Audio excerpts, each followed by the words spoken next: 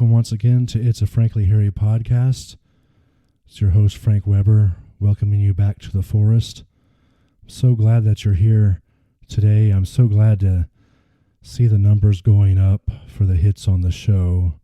I just got here this morning, and someone overnight, or maybe it was more than one person, I don't know. I got 11 hits in one night, which is a lot for me after having basically none the entire weekend, it seemed. But I thank you for tuning in, and I thank you for listening. Today's show is going to be packed. I'm going to talk about a lot of things here. I do want to call attention, first of all, I have a Substack site, and actually right now this podcast is hosted through it. I also write articles at the moment twice a week on Tuesdays and Thursdays for the Substack site, which is called Life's Comedic Odyssey. I definitely invite you to go over there and check it out. It's kind of like this show, except in written form. And another reason that I bring that up this morning is last week on Thursday, September 26th, I did a kind of a written Q&A type of show, which I've done one other time here on this show a couple of weeks back. But one of the topics that I talked about is what is one of the biggest social or societal issues that you really believe is affecting society or the world today. And I wrote basically that it was people who are not able to be themselves. And the way it was written, it was kind of about people who, because of conditioning or some other situation that they're in, perhaps a job or a relationship or whatever, are simply not able to just simply be themselves, be who they are, who they were created to be. And that was the main gist of that article. Well, actually, when I wrapped it up, I said, there's few things worse in life, and I get that there's a lot of things that can happen and befall to any of us human beings, but one of the worst things that can happen in life is simply for people to go about their lives and just not be themselves. So today I wanted to expound on that topic quite a bit, and a lot of it is it's related definitely, but a lot of it is based on the notion, and I'm really not trying to be judgmental when I say this, but it's based on a notion that we seem to live in a very fake-ish or fake or superficial society, and that contrasts to a desire, I think, that a lot of people have to want things that are real and honest and genuine in this life. And I'm going to go into that a little bit more in the few minutes that we have together today. So I'll start by saying this podcast, one of my goals here is to make this as real and honest and genuine, and hopefully try to inject a little bit of humor here and there, although some of these subjects are really kind of serious and grounded and everything. But I try to make this very real and genuine. I believe that most podcasts that are successful, as well as other forms of art, they are honest with people, or they move people in some way, or they really like what is being discussed and thought out. And that's, one of my goals with it for sure. Most people love people who can be truthful and honest with them, possibly even when it hurts. And they don't like the old analogy about, what was it, pissing on my boots and telling me it's a rainstorm stuff, because there's a lot of stuff that is a little bit smoke and mirrors in this society. And they really don't like that stuff, especially if you're just normal, grounded, regular human being. And we see this a lot also, too, in our laws. I have to comment on this real quick because there's a lot of ethics in there about shared values and ethics and doing the right thing and being honest with people. I always tell people, when it comes to the Dental Practice Act in Texas or whatever state, as well as the state board rules and all that, a lot of those laws and values are based on what people typically believe is right and wrong. It would be easy for us in dentistry or any other profession or business to go out and say, yeah, let's just go out and make as much money as we can. It doesn't matter how much we're fleecing people or bending the truth, doing nefarious things or whatever. But, of course, that's not the case in the law. I personally wouldn't bend the truth or talk somebody into something they really don't need or want, because I believe in not just the law, but those certain values and ethics. And I think a lot of other people do too. And of course, like I said, art is meant to move people, whether you like it or not, including this podcast, which I don't know, some people may like it, some don't. I never hear from a lot of people, so I don't really know. But there's supposed to be an emotional response in you. Hopefully it's positive, something that's honest and that you can relate to. And so that's just kind of a simple background there. In fact, I guess one other story I could tell you. So I'm on this diet and exercise, right? So this is another illustration for all this, so bear with me here. But last week I bought this bathroom scale, fairly simple bathroom scale, like $14 or whatever, and because I'm on diet and exercise and I keep measuring my weight, and I have an old scale in the garage, but it's like 40 years old now, and I think the platform is kind of coming loose or doesn't look like it works out real well, so I really don't know what kind of accurate measures I'm getting.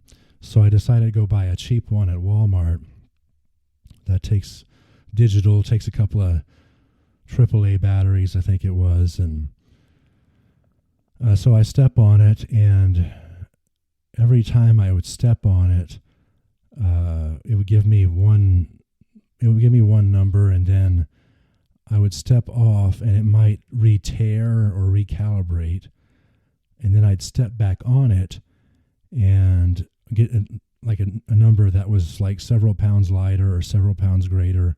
It was something different every time as long as it recalibrated. And so I wasn't getting enough value from that. So I went ahead and took it back to Walmart, and Walmart, of course, if you shop there, is really great about taking stuff back without really a lot of questions asked or anything, or trying to talk you out of it or that stuff.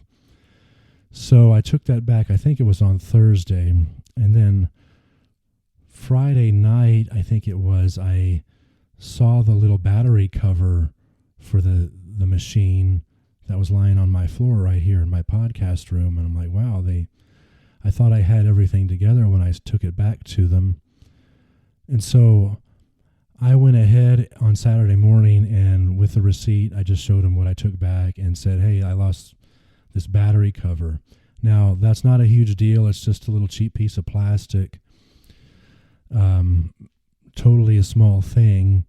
But the guy who took it back, he took it back and said, I'll see if we still have it here. And I guess he may have been a little bit surprised, but maybe he was a little appreciative, too, that I took it back to them. But the whole thing, the whole buying and returning experience from my end toward Walmart and maybe their end toward me, even though I know it's a huge corporation and everything, we were honest and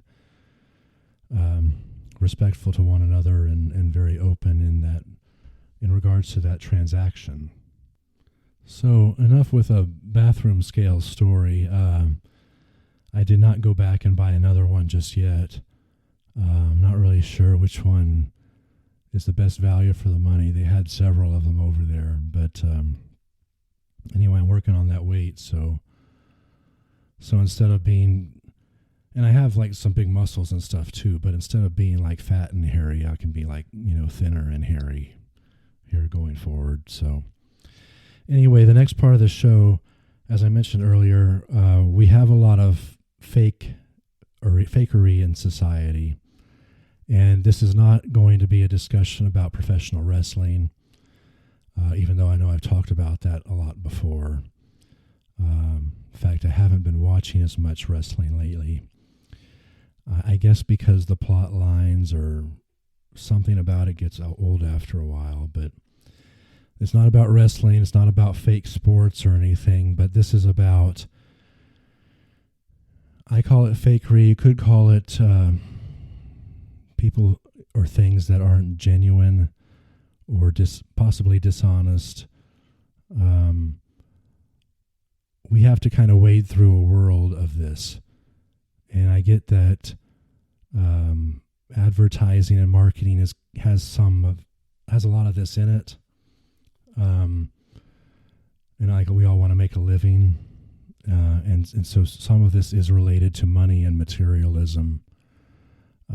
I will remind people that, that's great to pursue, something to pursue in life, hopefully with other things, maybe more of a big picture, grander scheme things to pursue money and materialism as a secondary thing. But remember, you can't take anything with you to heaven, and besides your soul, really. Nothing material is going to go with you. So, and I think we have a trouble sometimes realizing that, but let me just give you some examples of some things that seem kind of fake to me. One of the big ones is a lot of this is based on keeping up with the Joneses. We see this so much in this society where we are trying to put on a facade of some kind, whether it's with clothing or what kind of car we own or what kind of house we own. And in doing so, a lot of this stuff is really based on trying to impress people. One example that doesn't directly have to do with that materialism would be, I see this a lot at many of the places I've worked at, in dentistry, maybe even some that I've owned. I always see people trying to go the extra mile just to impress their bosses. And I don't know that I don't know if that's entirely related to getting praise or a raise, since that rhymes together, but it may be more of just satisfying their ego and feel like they're doing something and accomplishing something for their bosses and the company. I guess sometimes that's okay, but a lot of times it can make other people in the group miserable. Usually that was the case with me. And then, of course, I mentioned the materialism, keeping up with the Joneses stuff. One thing that I do want to mention, though, as well, and like I said, I don't intend for this to be judgmental or try to look down on anybody or think that they're bad or anything like that. But there's a couple of things in our society that truly are truly fake in most respects. And one of them, in fact, I heard Dave Ramsey say this a couple of weeks ago when he had a young lady called in and wondered if she was living the right kind of life financially, and at age 30 or something like that, and she mentioned comparing herself to a lot of what's going on social media. And Dave came out and said, "Oh, social media is fake. You need to either ignore that or not take as much stock in it." But he's right. There's a lot of people out there who put certain pictures out there, or look at me things, or shown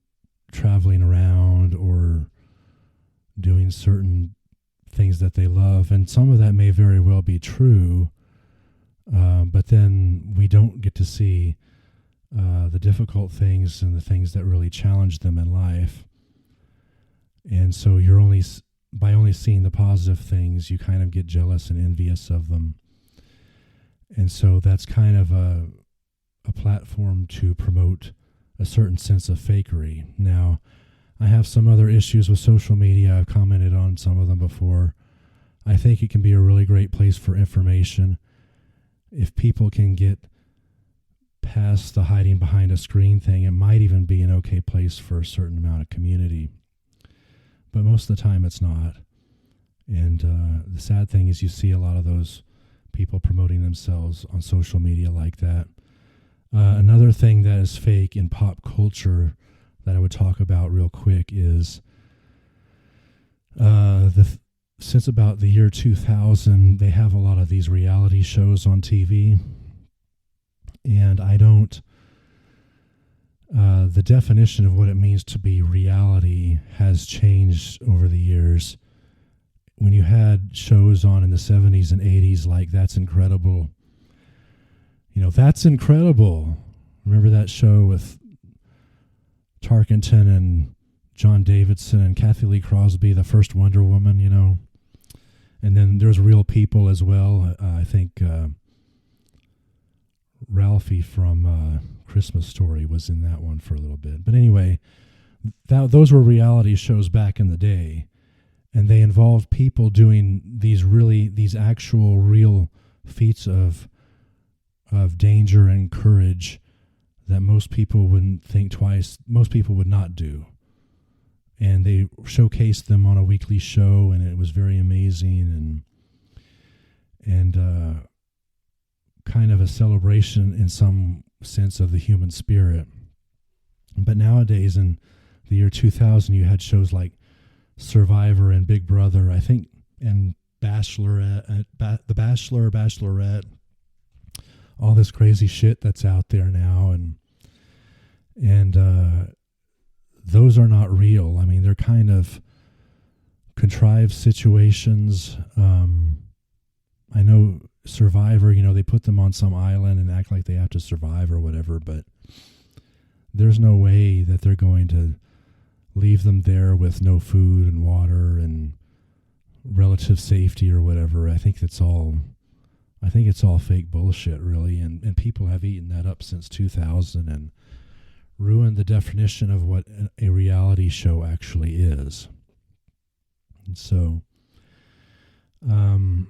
those are just a couple of different examples, I should say, of what I believe to be fakery in society, and obviously advertising and marketing for a lot of stuff that depends on the product, depends on who's peddling it and all that too. I do kind of understand that you need to get out there and educate people on products and say that you exist and what you have to offer, and hopefully give a good product at a fair price. That's how it's all supposed to work. But I think there's a lot of things out there that have a fine print and or otherwise do not somehow work out the way that they're supposed to. Products and services, that is. I, of course, could probably learn a lot from marketing and advertising. I mean to do more of that for this show, after all, and my Substack site. In fact, I don't know if a lot of people really know it's out there and how much they actually enjoy it, how much they're actually getting out of it. Even though the download numbers and the attention seem to be up, I don't get a lot of comments. But anyway, that's just a lot of stuff with real versus fake in our society. I have a couple of other comments real quick before I go. I know the clock is ticking and I'm already up to about 20 minutes here, but that's okay. We'll go as long as it takes. When it comes to discussing Realery versus Fakery in our society, I wanted to go real quick into the subject of tattoos. body tattoos, and to some extent maybe piercings, but mostly tattoos, which are largely irreversible, although I've heard there's like some kind of reversible processes. I don't know how permanent those are, but the issue there, you have people who might say, well, first of all, let me give you another background on this because I need to. And when I was growing up in the 80s and probably a good part of the 90s, the vast majority of people did not have a single tattoo. And they didn't have a single tattoo. It was usually relegated to certain populations. Could be sailors in the Navy, could be biker gangs, could be prison gangs who were in gangs previously in the real world, that sort of thing. Those people had tattoos. Nowadays, one study I saw said it's about 40% of people have a tattoo. And then the trouble that I have with it, and I'm, again, not judging anybody, not saying it's bad or wrong, but the problem that I have with it is it doesn't fit my tastes and likes and wants, so I'm not really into it. I don't have one. So it's just not for me. It goes against my tastes and desires and everything. You have some people who might say from their point of view, it's real because I picked out a tattoo that matches my personality and my reality, and maybe more than one, or maybe a whole bunch, as some of them have. And so to me, it's very real and very personal.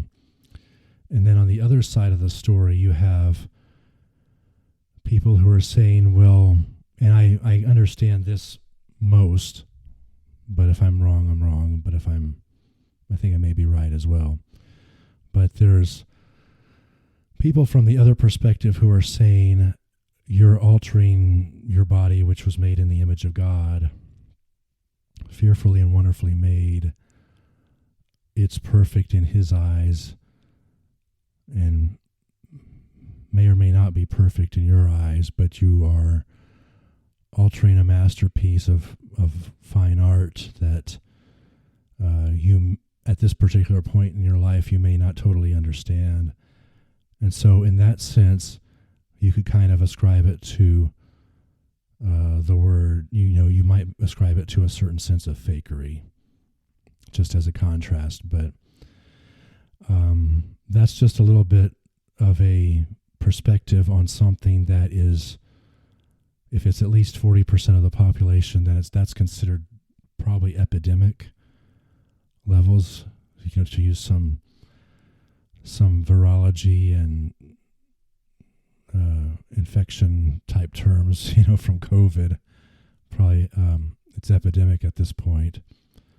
But that's an interesting contrast, and probably an interesting discussion topic is, are tattoos fake or are they real? I mean, they're probably real to those who have them, but maybe fake to those who don't and don't particularly care for them, which I tend to fall into the latter category.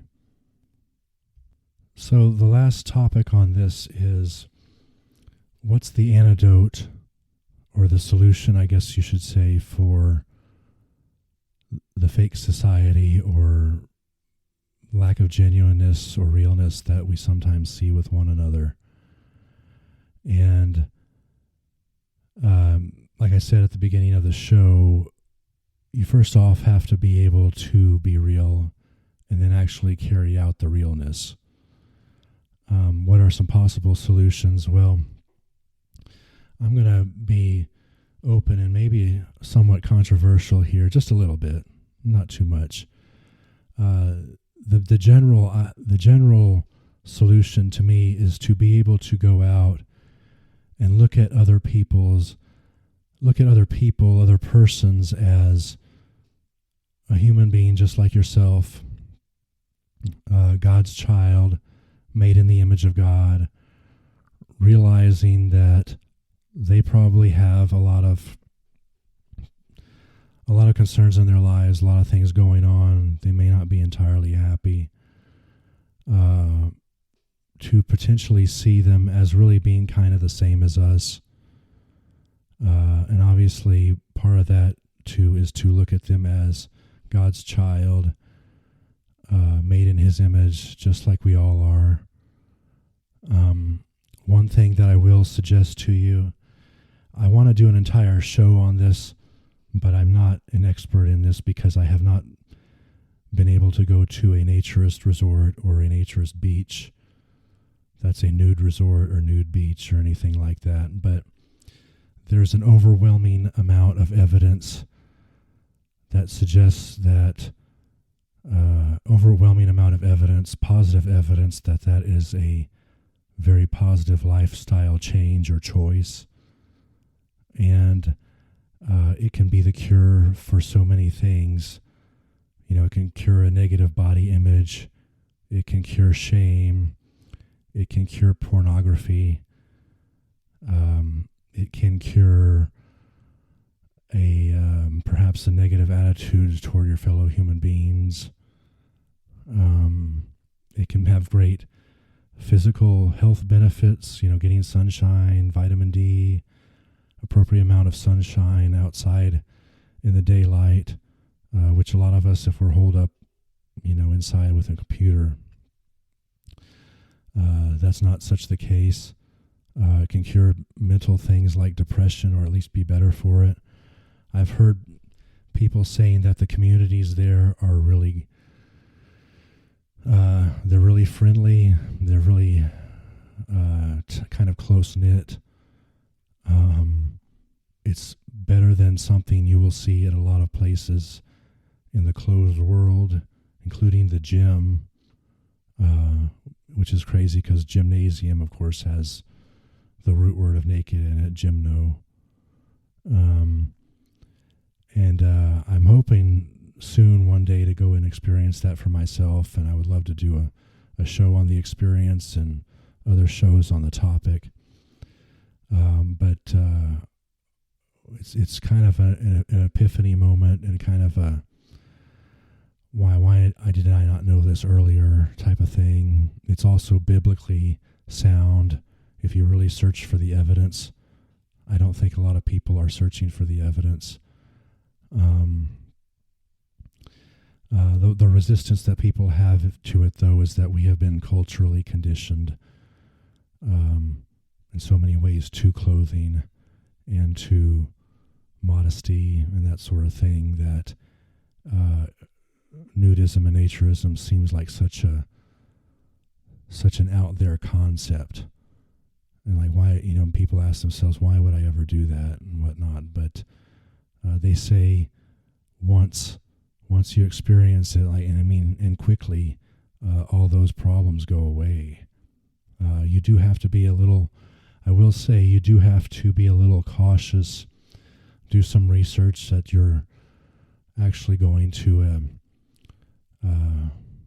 a family-friendly and welcoming place for all people, not one that's limited, which like a swingers club, or I've heard of like gay clubs where it's just gay men. And then you also, of course, occasionally will have people who take advantage of the situation, usually through like voyeurism or exhibitionism, but those cases are pretty rare, and you have to remember, of course, in all that nudity does not equal sex. Nudity does not equal sex, so I'll say that twice. But I think that would go a long way to actually seeing people as they really are, and having other people act as they really are. In addition to many other things, you know, getting involved in your community's civic duties, maybe putting together an organization that has a cause, you know, obviously going out there and helping folks who can't really help themselves in some way. Anyway, that's about my take on everything today. Covered a great deal of material. I'm now over 30 minutes. Kind of feels like one of my old podcast shows, I was always over 30 minutes, it seemed like. But I'm so glad that you stopped in today. I'm so thankful for you. As always, hit that subscribe button. Tell your friends and family about me. Go ahead and also comment on stuff. Message me. Trying to make the whole Substack thing into one big community. Really, the written side, of course, is Life's Comedic Odyssey under Frank Weber, and of course, it's a Frankly Harry podcast with, of course, Frank Weber, and hopefully Frank Weber losing a lot of weight here pretty soon too. Anyway, that's just my take on a lot of this stuff, and if we could have like a real genuine society, I think a lot of people would be happier, and I think we could move forward and maybe even be better at communicating and talking with each other and solving problems. So that's a lot of the proverbial food for thought today. I'm going to go ahead and close it out now. This is Frank Weber signing off from the forest. Love you. See you next week. Bye.